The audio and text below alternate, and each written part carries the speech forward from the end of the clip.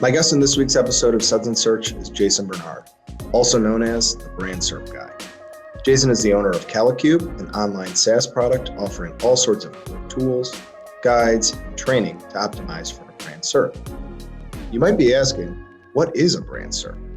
How would someone go about optimizing for a brand SERP? No one has spent more time thinking about these questions than Jason Barnard. He is a frequent presenter at major conferences all over the world. You may have heard Jason present at BrightonSEO, PubCon, YoastCon, and many of the different SMX events. Jason is also a regular contributor to major industry publications, including Search Engine Journal, Search Engine Land, and the SEMrush blog. He is also one of the most popular and most listened to podcasters in the industry. His show with Jason Barnard is extremely well done. I'm going to ask him about the show and some of the extraordinary guests he's been able to have on. Jason is well-versed discussing topics like entities, the knowledge graph, knowledge panels, schema, and all the different ways AI could play into brand SERPs. Brand SERPs are a really interesting topic to me because they involve just about every hot topic in SEO at the moment. We're going to start our conversation breaking it all down with the master. Grab something cold to drink and join me for a conversation with Jason Barnard. We'll talk about what people might be doing wrong with branded SERPs, talk about his online training courses over at Kalicube, and we'll see if I can get Jason to sing a little song called SEO is AEO. Jason Barnard, welcome to Suds Search. How you doing? I'm doing great. Thanks for having me. Delightful to be here. When I first heard Suds Search, I thought we would be in a bathroom, but we're not. Yeah, I thought maybe we could switch it up one of these times and be in a bathtub, bubble bath with a beer. It sounds good. Well, I have so many things to ask you about. You're kind of this SEO vagabond. You travel around to different conferences. You've got a superb podcast. You're a consultant. Kalicube is this big undertaking. What is a typical day in your life like? Is there a typical day in your life? Oh, very interesting question. No, there isn't a typical day. Today was completely bonkers. And I spent the whole day, kind of like when you're pedaling and desperately thinking, I'm not ever catching up. It just seems to be getting further and further away from me. That was today. Okay. And then Sunday, I spent the day coding for Kalicube, and that was much more zen and easygoing. Mm-hmm. And tomorrow, I just realised that 3 clients have booked meetings. So all of a sudden, tomorrow is a big client day. Yeah. One day I'll be developing Kalicube, another day today was all about social media and getting the content out there, and tomorrow's going to be about clients. Then Friday's all about my team, and we sit down and discuss what we've done all week. Wow, I hadn't thought of it like that. Well, you manage all the craziness very well, I must admit. So I look sane, but maybe I'm not. Keep fooling them. Okay. Well, you describe yourself as the Brand SERP Guy. I want to just make sure. Sometimes I blow past definitions for our audience, and they ask me for stuff. It's a really interesting niche, but I want to get some definitions out of the way first. What is a Brand SERP, and how did you even begin to study them? Right. A SERP is a search engine results page. A brand SERP is the search engine results page for exact match brand searches. Now, I try to be really explicit about this because I'm not talking about branded searches. It's not brand plus product or brand plus review or brand plus town or whatever it might be. It's what appears when your audience Googles your exact match brand name. Right. And as you say, it's niche, and yet it's not niche. Everybody should be looking at this. So it's niche in the sense that it's only a small part of SEO and digital marketing, but it's not niche in the sense that everybody is desperately concerned by this, or should be desperately concerned by this. And as far as I know, I'm the only person who's really focusing on this. I mean, people tell me, I can do that in 10 minutes or a day or a month or whatever it might be. I've been doing this for 7 or 8 years, and I've only been focusing on this. And after 7 or 8 years, I'm still waking up every morning and learning something new. So I think this is deeper than we perhaps imagine, and it's more important than perhaps people realise. And the reason I started doing it is actually quite a good story. If you've got a little bit of patience, I sure do. Yeah, please. I'll take Take a sip of beer. Let's hear it. Well, it's got a blue dog in it. I was in a cartoon. My wife and I created a cartoon series called Blue Wine Koala. I was a blue dog. She was a yellow koala.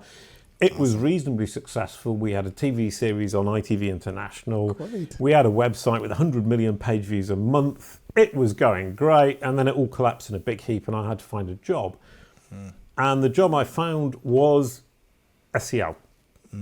Because out of the 5 million visits a month we got, 1 million were from Google.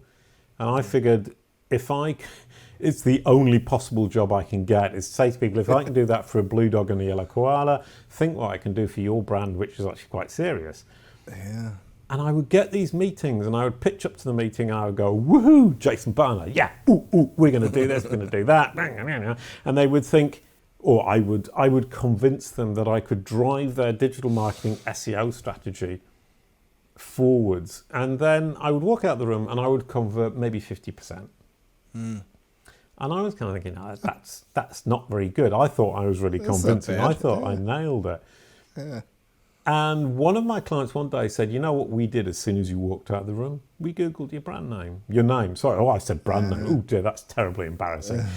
We Googled your name and we just saw a blue dog. We thought it was funny. We thought it was fun. We have the intelligence to understand that you were a blue dog, but you are now a digital marketer. But the other people who didn't sign saw a blue dog and thought, I'm not giving my SEO digital marketing strategy to a blue dog. And that's when I realized I had to relegate the blue dog to a smaller part of what appeared when somebody searched my brand name. I said it again, I'm not getting very good at this. My own name. What is my brand name in the sense that I was an independent consultant. So it was kind of a brand and a name. And what I then did was say, how can I make it so that when they search my name, when I leave that meeting, they see the digital marketer first and the blue dog second. Yeah. Ah, fascinating. Well, did you consider at all continuing to do a TV series, or did your SEO was clearly the next move? You had enough. No, I would have loved to have continued doing a TV series, but that's a whole bag of fish that you don't want to open up. That's a different podcast. Okay. Who can imagine a better job than being a blue dog in a TV series for kids? That's why I asked. Yeah. Right. Yeah. Unfortunately, for multiple reasons, it fell apart. SEO was the fallback solution. I'm now not actually that disappointed about it in the sense that for a few years it was a big struggle. And now I'm actually just really enjoying looking into knowledge graphs, knowledge panels, brand SERPs, because I love the fact that, and actually now I think about it, I just said it, is we're educating a child. I was in a TV series for preschool children, and it was all about showing the world to children that they simply hadn't understood. And I think a lot of kids' shows make the mistake of thinking that children are stupid, and they're not. They just haven't yet understood or seen or experienced or had enough corroborative information, which is how I now look at it. Because Google is a child. Right. Google is a child who wants to understand, and we need to explain it to Google, and then Google says, okay, I've understood, but now I want to be confident I've understood. And I use this analogy more and more, is a child will not go into the playground and shout a piece of information that one person told them. Yes. They will wait until they're sure. Why? Because they don't want to look foolish. But once they do know, they shout it from the rooftops. Right. And that's exactly what Google's doing. It's saying, I'm not going to put a knowledge panel, I'm not going to put this information there until I'm sure. And when I am sure, I'm going to put it in your face. Well, that's awesome. I mean, I think you said you started to answer what I find really interesting about this focus of yours is you have all of these really important topics that all kind of come to an intersection at Branded SERP. So you're going to be talking about the knowledge graph and knowledge panels and entities. You're going to probably be talking about schema. You've got to know about SERP features like featured snippets, and people also ask, one of the things that I'm curious if we could take this one step at a time. As you're educating people about branded SERPs, where do you start? What's 101 in terms of understanding your branded SERP? Well, brilliant summary, and it is true, and I hadn't thought of it quite in that sense. But yeah, it's the crossroads of all of these different things that we all need to be looking into and aren't, and they all come together, except the feature snippet. That's the only thing that doesn't pitch up on a branded SERP or a brand SERP. And it's the only thing I know absolutely nothing about. It's the only thing to do with brand SERPs that I know nothing about, because they very rarely appear. Because if Google's showing a feature snippet, it's showing what it thinks the best answer it has found. Right. But in fact, the brand SERP is what Google thinks the answer is. So the feature snippet is kind of contradictory in the brand SERP sphere. But yes, you're right. Video boxes, Twitter boxes. People also ask knowledge panels, entity boxes, carousels. Sometimes all of these kind of play into the brand SERP, and they're things that I look at day in, day out, and they do apply to the wider world. And for me, it's a big struggle not to get distracted. To say, I don't care about video boxes in a search for blue shoes. I'm interested in video boxes for the person or the company who sells the blue shoes. And that focus, it's really, really surprisingly difficult to keep. So it's a fight, but with myself rather than anybody else. But those brand SERPs are phenomenally interesting from every perspective, simply because I do love this. They are a reflection of Google's opinion of the world's opinion of you. That's such a And when you think of it that way, you think, ooh, what am I doing wrong? Or what does Google think I'm doing wrong? Yeah. And Google, I'm going to go kind of into multiple spheres here, but your audience is a subset of Google's users. Google shows the audience, your audience, that is a subset of its users, what it thinks is most relevant and valuable. Which is the machine in the world that crawls and understands the web the most? It's going to be Bing or Google or both. What they show their users, or the subset of their users who are your audience, who search your brand name, is a great reflection of your overall digital ecosystem, strategy, content strategy, and your reputation. So immediately there, you've got this incredible insight that you don't need to do market research to find. But in fact, the initial question I now remember wasn't that. It was, what's the 101? It's Google is your business card. I love that. I've seen you use that a number of times. I guess some people listening might wonder, Google, people will do the search. Google will return the result. The ecosystem works pretty well. And what could possibly go wrong? In reality, what's happening? What could go wrong? Well, there are multiple things. Something can go wrong. Yep. Is that something negative can rank. Yeah. And then you've got an ORM problem. You've got a reputation problem. And most brands leave it until they've got a problem before they actually start looking at that, which in my opinion is a big mistake. You should be proactive. You should be controlling that brand SERP, because if you control what appears when somebody Googles your name, you have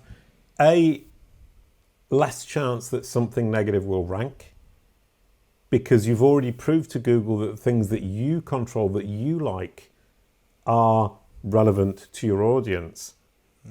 And brand SERPs tend to be very stable. Google won't change them at the flick of a button once it's decided that this is the content your audience is looking for.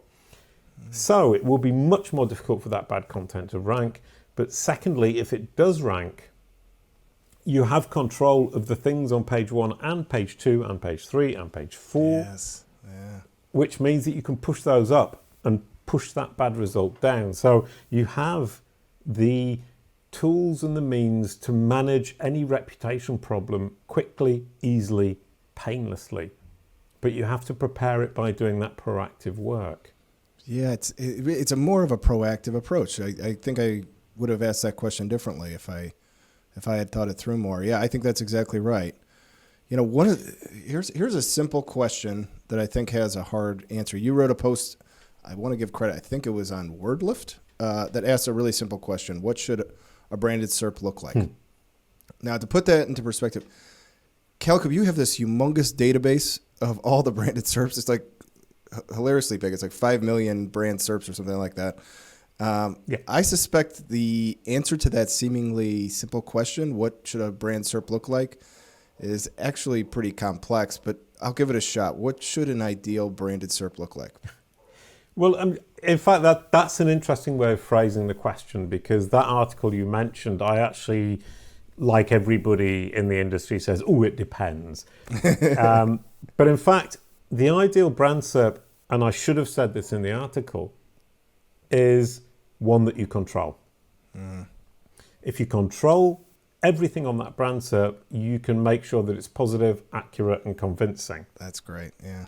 If you don't control it, you have no hope of actually making it that way. Oh, sorry, actually, that's not true. You have to trust Google. And I think all of us now trust Google less and less from our perspective as marketers, whereas as users, we tend to trust Google pretty much day to day implicitly on everything we do, especially with local search, Google Maps and all of that. But the idea of control, and it's Andrea Volpini from WordLift who really drove this home for me. If you control it, you can start to influence it and design. If we come back to the Google business card idea, it's your business card, design it. You can control it. Google doesn't want to show you in a bad light. It wants to show you in an honest light. Yeah. And if it isn't showing the stuff that you think it should be showing, it's that it hasn't understood that stuff, that content, sorry, I'm saying stuff, which is a rubbish word, that content is representative of you and valuable and helpful to your audience.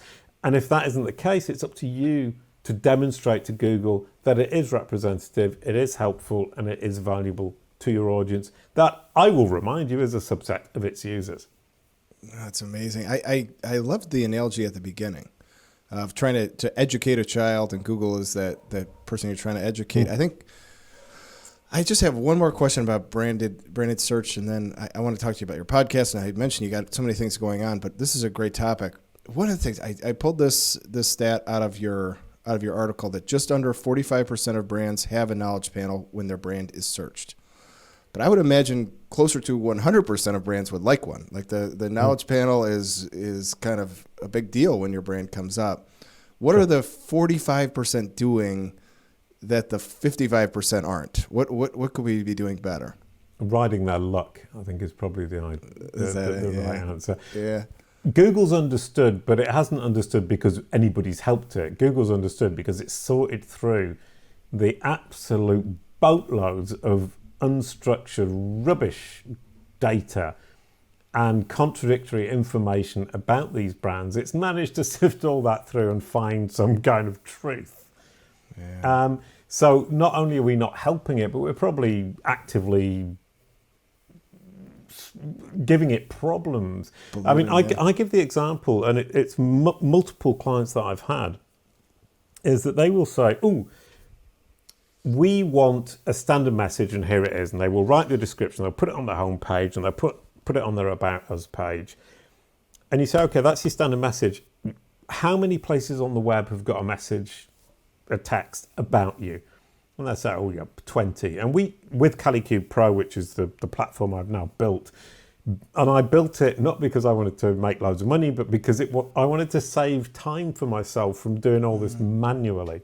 Yeah. And I've seen Greg Gifford's big sheets of information, of finding links and all that stuff. Sure. My life was Google Sheets with cross-referencing and trying to sort it all out. And I've just built a database that does it for me. And say, you've actually got 200 references. And I go, oh, we'd never seen that one before.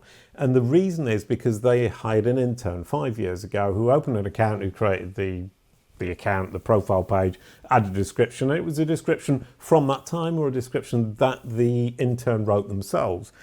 So you will find that there is historical information that both reflects what you were saying about yourself at the time, which is not necessarily true today, but also what somebody you temporarily took on, employee or intern, who was left completely to their own devices and said whatever they felt they wanted to say. Right. And so the message becomes very blurred and very unclear very quickly.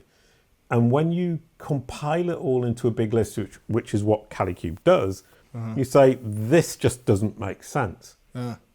It's contradictory, it's confusing, and you really want to make it clear and consistent. And so from that perspective, Google's made sense of the truth about you despite yourself, rather than thanks to you.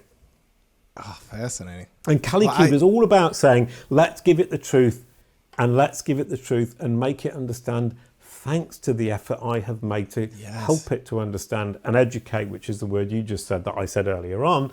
Let's educate it. It isn't stupid. It just can't make sense of the junk that has developed around your brand over the last 20 years. And if we look at local search, NAPS, that idea of name, address, phone number, Google is still trying to, in Google Maps, it's kind of more or less figured it out. So we kind of think that's in the past, but it's not. In the context of local search, Google's pretty much nailed that. But Bill Slaughter said, Google Maps, just a proof of concept for the knowledge graph. I love that phrase. Yeah, it's. I mean, I love this topic, Jason. I look forward to hearing you present at conferences, but I have to shift gears because there's so much in your, so much content that you're putting out that I want to highlight. And you said a name that is going to come up. Your podcast is extremely good. Many of the guests you've had on are friends of this show and have come on here. And I was wondering, I had two guests who I really wanted to ask you about. One of them is Bill, but the first one, one of my deepest regrets is that I didn't have Hamlet Batista on before, before he passed. And, his death is such a momentous loss for SEOs, especially technical SEOs. But you got to talk to him. Yeah. Tell us about Hamlet and tell us about that conversation. It was really, really interesting because what I was doing at the time when we could travel around to conferences, I would just pitch up at conferences and somebody would start talking about something that I found interesting. And I would just say, oh, can we do an interview about it? Can you just talk to me about it on camera? In fact, it was microphone a lot of the time. I've seen you do it. Yeah. Oh, right. Yeah, I've seen you do it. Yeah. It's great. I love your system. Yeah. It was really, really enjoyable. And I got into trouble with, I think it was Brad Geddes, because he started talking about Amazon and Bing, and he was saying why Microsoft will never drop Bing. And I said, oh, shut up. And he got really annoyed. And I said, but because I want to hear about it live in front of everybody else, because this is really interesting. And that's how I started talking to Hamlet. Okay. But the problem with Hamlet is he was talking about something relatively low level. And so I kind of said, Hamlet, please, can we just go and talk about this on record and have a conversation about it? And we developed the conversation. And unfortunately, I think he thought that my understanding of his topic was much, much, much better than it truly is. And that's the one episode I remember I was just going, I've got no idea what he's talking about. I've been there with it. Yeah, he's a genius and such a sweet man. He was delightful. And all I had to do was prompt him from time to time. And even now, listening back, I don't really understand what he was talking about. And it's possibly the only episode that I really think I jumped into the deep end and I was well out of my depth. Wow. Well, the other episode was Bill's. That was the other episode I wanted to ask you about. And I thought you were like uniquely perfect for interviewing him. I don't know that I could have come close to the level of depth because he is amazing at talking about entities and knowledge. You guys were both, it was like iron sharpening iron, steel sharpening steel, because both of you guys know so much. I wonder, you study this stuff so closely. What did you learn from talking to Bill that might help you in Kalicube? He is sharp, and that podcast I'll link to is really, really good. One of the better SEO podcasts I have listened to. Yeah, I mean, all credit to Bill. I mean, I'll tell you really quickly the story of how I met Bill, or I started talking to Bill, is that I tweeted something 3 years ago, maybe. And I thought I was smart as a dishwasher or whatever is smart in this world. Oh, they are smart in this world with eSIMs and connectivity and stuff. So smart as a dishwasher. And Bill said, that's not true. He just tweeted the reply. And I thought, and it's one of those ego things where you think, how very rude. He doesn't even stop to consider, blah, blah, blah, blah, blah. And I almost tweeted back something very rude, and I sat on it for literally a whole night, thinking, why did he say that? Why would he say it? He's obviously respected in the industry. I have to hold on to my own ego, hold on to my own pride. I think it's pride actually more than ego, excuse me. And then the next day I tweeted to him, please can you explain what I said that you think isn't true? And he said, let's go on to private Twitter chat thingy. And he spent an hour and a half. He was waiting for a plane watching a football game. And he spent literally an hour and a half explaining to me point by point why I had got it completely wrong. Oh my goodness. And it's a brilliant demonstration of how generous he is, how intelligent he is. But also that Bill, if you're wrong, you're wrong. I mean, there isn't kind of the nuance between the two. And once you've understood that, he is the kindest, most delightful, most intelligent human being you possibly imagine. I love him very, very dearly. And that basically, since that one day where I'm very glad I didn't let my pride and my ego get the better of me. I was gonna say. Although it was incredibly tempting, I have to say. Yeah, there's a lesson there for all of us. About, I know the feeling in social media when we have one of those things, you want to fire back, and it's just like, well, very good. And our vice president of search, Greg Gifford's been on. You've had just about everybody, anybody that you could think of in SEO has been on your podcast. Keep up the good work, and I hope Bill, I think, he had to relearn how to walk. He said he's had health scare. We need you. Yeah. So I hope he gets better as well.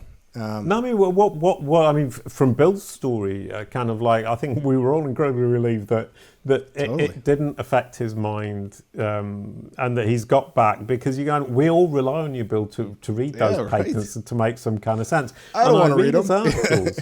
Yeah, exactly. And I read his articles, and they kind of make sense, but after a while, it kind of like washes over me. But when he explains to me, face to face, it just all makes sense. And I think with the podcast episode you're talking about, you can see me going, oh right, all this stuff I'd already read, but it all just kind of went boom, boom, boom, fell into place. And you could see that. Brilliant. Yeah, you can see it all connecting. Yeah. Yeah, in my brain, you can see my eyes just going up and down, going, oh right, yeah. And then people like Greg, the reason I started doing the podcast was simply because I wanted to go to conferences. But the reason I continued to do the podcast was because I realized very quickly that talking to people who know one specific topic so incredibly well, to a point at which I will never know it, is just such an amazing learning experience. You're just going, all I have to do is shut up and listen, which obviously I'm being interviewed, so I'm allowed to talk. But shutting up and listening is very difficult for most of us. Because we all think we know it all. And that was an interesting thing. I did a series. Anton Schulke from SEMrush gave me my opportunity doing a series of webinars, and I thought I can nail 15 episodes in a row, and I can talk 50 episodes, and all these guests are just going to be these kind of like add-ons. And after 3 episodes, Dawn Anderson came on and said, not live, but before, and said, you're not going to make it.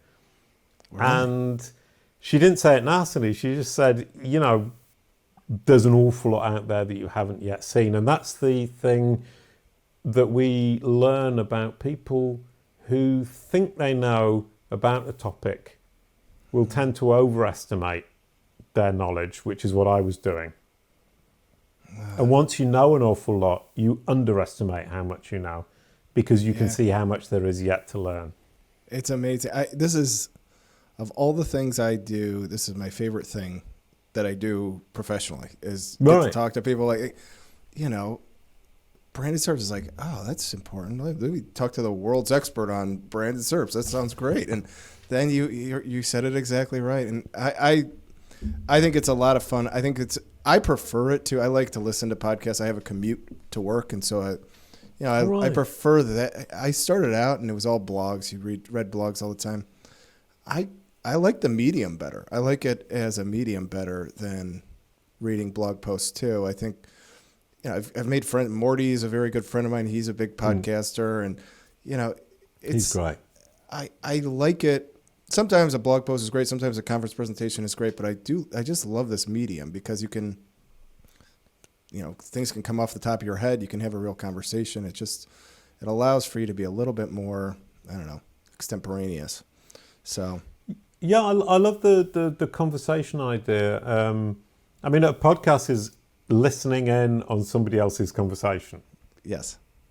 Yeah. And the example you gave with Bill, it really was, I was just having a conversation with him and it happened to be recorded, and it's incredibly positive if other people can listen to that and get something out of it. And the other thing, of course, is when you record it, you get to go back and listen again and realize how much you actually didn't get the first time. Right, totally. Yeah.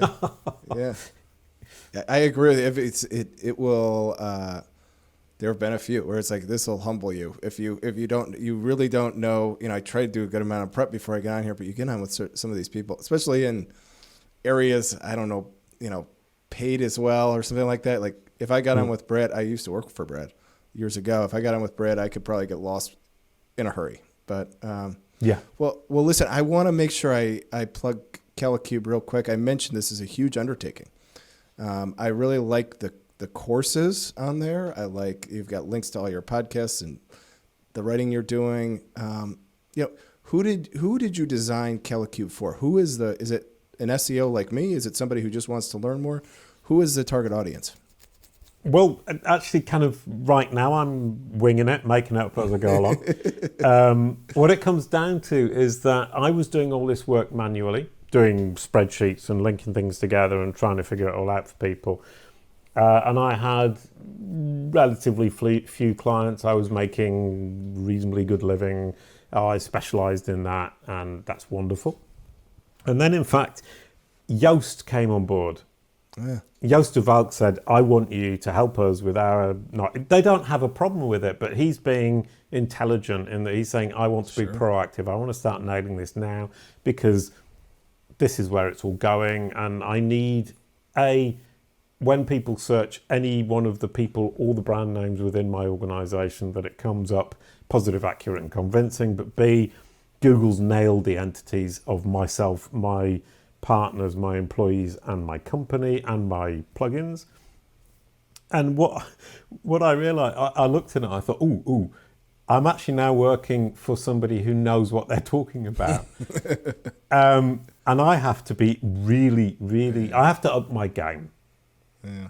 And that was the point at which I thought, well, these spreadsheets just aren't hacking it, because I did a spreadsheet and Joost said, oh, you've missed 4 profiles. I was going, wow. Crumbs, I made so much effort. And I thought, I have to find a better way to do this. Yeah. So I actually built the machine so that I didn't look like a fool in front of Joost de Valk, which is kind of nice start to a company. And then I built it and I ran my own name through it and my company name. And I've been doing this for 7 years. I mean, it might seem like I'm self-obsessed, but actually I'm just experimenting. I'm trying to follow it and trying to figure out how it all fits together, all this kind of puzzle. And Kalicube came up with 10%. 10% of what Kalicube came up with, I had not seen. And another 10%, I had not understood that it was quite so important. Wow. Because Kalicube prioritizes. And it's opened my own eyes to what's important, what's out there about me, And now I've developed Kalicube to look at industries. So it's categorized me as business services. And it can now pull up within business services what is important, which sites are important, what sources are important, what type of content is going to dominate. And the surprises never stop coming. Amazing. Well, we're running short on time, but I could keep talking to you about all this stuff for a very long time. Jason, this has been a lot of fun, but I have to get to everyone's favorite part of the show, which is where Greg Gifford gives me a question for the guests and gives me no context for the question. So you and I both don't really know what's going on here. It's a little bit of a high wire act for both of us. And so for you, he had 3 questions, but I think you covered one of them. So I'm going to go. The first one is punk bass. Punk bass. Does that mean anything to you? Yep, it does. Folk punk bass would be more accurate. I used to play double bass in a folk punk band in the 1990s. That was last century. So if you're listening and not watching, you'll see that I've got a big grey beard. And we played folk punk music, toured Europe for 10 years, making a living, playing in bars, playing in pubs, playing in clubs, playing in venues, playing festivals, and basically living the life of a rock musician, believing in the deepest depths of our souls that we were going to be playing stadiums and we were going to be the next U2. And when you look back on it, and it really makes me smile, we were so convinced, absolutely convinced that it was true. And it's so naive and so completely unlikely. But if you didn't believe it, you wouldn't do it. But then I did have the great pleasure. I played festivals with the Pogues, Manna Negra, Bob Dylan, Captain Sensible from the Damned, all my heroes. So, yeah, didn't work out. We didn't become a stadium rock band. We didn't emulate U2. But wow, that's a great way to live. And sorry, I'm a punk. When I was a kid, I was a punk in the countryside, and the Damned were one of my favourite groups. And 20 years later, you meet Captain Sensible in some sad club in a German suburb. Isn't that cool? And he had chicken pox. Is that right? Yeah. He played a gig, he had chicken pox, and you kind of think that's in the context of COVID, that's so irresponsible. Oh, I know. Oh my gosh. Well, that's amazing. This is the last question I'll ask you from Greg. He said, SEO is AEO intro song. See if you can get him to sing it. SEO is AEO. Welcome to the show, Mark Bialin. Yeah, I sing songs. I mean, give me. I mean, brand SERPs are wonderful. I love knowledge panels too. If you want a knowledge panel, come and see Kalicube.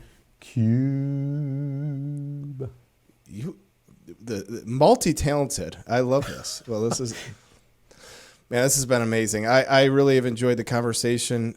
Hey, Jason, how do people get in touch with you if they'd like to learn more?